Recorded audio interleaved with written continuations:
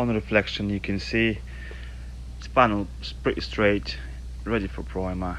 Quite happy with the finish. If you like my videos, please subscribe. Thank you very much all for watching my videos.